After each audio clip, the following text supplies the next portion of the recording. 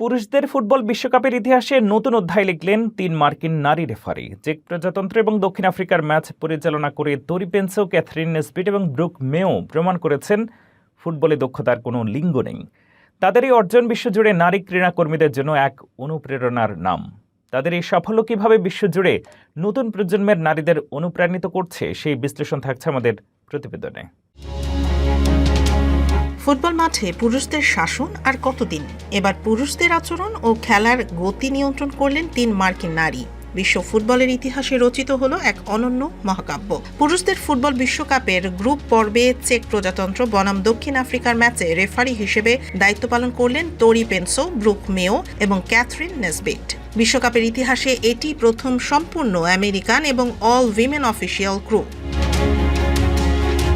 ম্যাচের মূল রেফারি ৩৯ বছর বয়সী তোরি পেনসো অতীতে মার্কেটিং পেশা ছেড়ে ফুটবলে আসেন, কিন্তু তার ২ সহকারীর গল্প আরও অবিশ্বাস্য। সহকারী রেফারি ৩৭ বছর বয়সী ক্যাথরিন নেসবিট রসায়নে পিএইচডি ডিগ্রিধারী এবং বিশ্ববিদ্যালয়ের সাবেক অধ্যাপক। শুধু ফুটবলের টানে ২০১৯ সালে তিনি অধ্যাপনা ছেড়ে দেন। অন্যদিকে অপর সহকারী রেফারি ব্রুক মেও স্কুল শিক্ষিকা ও স্পোর্টস কোচিং ছেড়ে রেফারিংকে পেশা বানান। পাশাপাশি প্রথম প্রকাশ্য সমকামী অফিসিয়াল হিসেবে পুরুষদের বিশ্বকাপে ম্যাচ পরিচালনা করে তিনি সামাজিক ট্যাবু ভেঙে নতুন ইতিহাস গড়েছেন।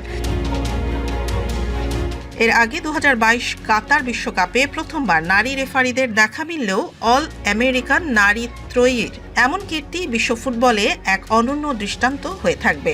তাদের এই সাফল্য বিশ্বজুড়ে কোটি কোটি নারীর স্বপ্নের সীমানাকে আরও প্রসারিত করবে, এমনটাই প্রত্যাশা ক্রীড়াঙ্গনের।